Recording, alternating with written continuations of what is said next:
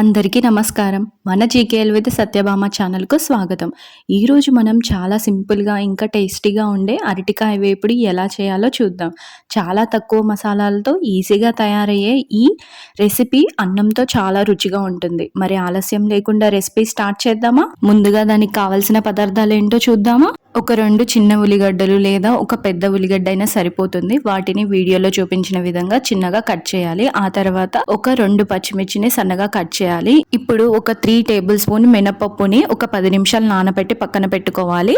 ఆ తర్వాత ఒక అరటికాయని ఎలా అయితే వీడియోలో చూపించామో ఆ విధంగా చిన్నగా కట్ చేసి సాల్ట్ వాటర్లో ఉంచాలి. ఈలోపు ఒక కడాయి పెట్టుకొని అందులో 4 to 5 టేబుల్ స్పూన్స్ ఆయిల్ వేసుకోవాలి. ఆయిల్ కొంచెం హీట్ అయిన తర్వాత మనం 1 టేబుల్ స్పూన్ ఆవాలు, జీలకర్ర ఇంకా ఎండుమిర్చి వేసుకోవాలి. ఆ తర్వాత మనం ఏదైతే కట్ చేసుకున్న ఆనియన్స్ ఉన్నాయో వాటిని వేసుకోవాలి. ఆ తర్వాత పచ్చిమిర్చిని కూడా యాడ్ చేసేసుకోవాలి.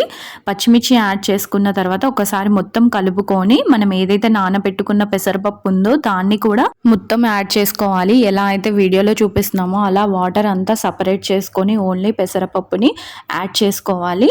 సో ఒకసారి యాడ్ చేసుకున్న తర్వాత ఇక్కడే 1/2 టేబుల్ స్పూన్ పసుపు ఇంకా కొంచెం సాల్ట్ని యాడ్ చేసుకోవాలి. సో ఒకసారి యాడ్ చేసుకున్న తర్వాత మొత్తం కలుపుకోవాలి. సో మనం పసుపు వేయడం వల్ల మనకి అరటికాయకున్న పచ్చివాసన అనేది తగ్గిపోతుంది. సో అందుకోసమని మనం వేయాలి పసుపు పక్క. ఇప్పుడు వీడియోలో చూపించిన విధంగా అరటికాయ ముక్కలకున్న వాటర్ మొత్తం పిండేసుకొని అరటికాయ ముక్కల్ని కూడా మనం యాడ్ చేసేసుకోవాలి. సో ఎలా అయితే వీడియోలో చూపిస్తున్నామో అలా యాడ్ చేసుకున్న తర్వాత ఒకసారి మొత్తం కలుపుకోవాలి. సో ఇది వేగేలోపు మనం దీని యొక్క బెనిఫిట్స్ ఏంటో చూద్దాం. అరటికాయ అనేది ఫైబర్ రిచ్ వెజిటేబుల్. ఇది డైజెషన్కి హెల్ప్ చేస్తుంది. ఇంకా సింపుల్ స్పైసెస్తో ఫ్రై చేస్తే నైస్ క్రిస్పీ టెక్స్చర్ కూడా వస్తుంది. ఇది డైలీ లంచ్కి ఒక పర్ఫెక్ట్ డిష్ అనమాట. దీని యొక్క టిప్స్ కూడా నేను చెప్తాను, వీడియో లాస్ట్ వరకు చూడండి. సో ఒక 5 మినిట్స్ మనం మూత పెట్టి ఉంచుదాం. 5 మినిట్స్ తర్వాత చూసారు కదా వాటర్ అనేది రిలీజ్ చేస్తూ ఉంది. ఎవ్రీ 5 మినిట్స్కి ఒకసారి కలుపుతూ ఉండాలి. సో మళ్ళీ ఒక 5 మినిట్స్ మూత పెట్టి 5 మినిట్స్ తర్వాత చూద్దాం. సో ఈలోపు దీని యొక్క టిప్స్ ఏంటో చెప్పనా నేను మీకు. సో మనం అరటికాయ ముక్కల్ని కట్ చేస్తాం కదా, కట్ చేసిన వెంటనే వాటర్లో వేయాలి, లేకపోతే అరటికాయ అనేది బ్లాక్ అవుతుంది. ఇంకా పసుపు యాడ్ చేయడం వల్ల పచ్చివాసన కూడా పోతుంది. ఇంకా దీనిని మీడియం టు లో ఫ్లేమ్లో కుక్ చేయడం వల్ల ఇది పర్ఫెక్ట్గా కుక్ అవుతుంది. లోపల ఉడకకుండా పచ్చి పచ్చిగా ఉండదు.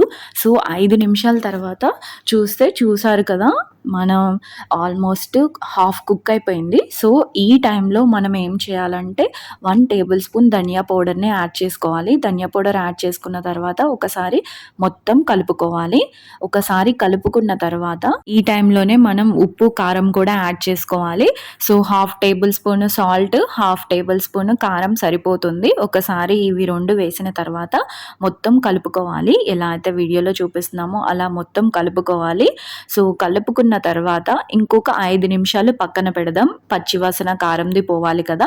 సో 5 నిమిషాల తర్వాత చూస్తే మన అరటికాయ వేపుడు అనేది రెడీ అయిపోయింది. చూసారు కదా, ఒకసారి మొత్తం కలిపేసుకొని స్టవ్ ఆఫ్ చేస్తే మన కర్రీ అనేది రెడీ అయిపోతుంది. చూసారు కదా, ఇలా చాలా సింపుల్గా మన అరటికాయ వేపుడు రెడీ అయిపోయింది.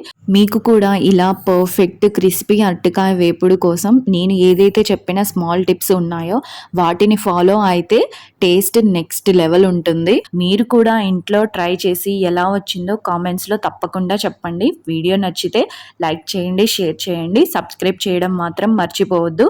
మళ్ళీ ఇంకో మంచి రెసిపీతో త్వరలో కలుద్దాం. Thank you for watching.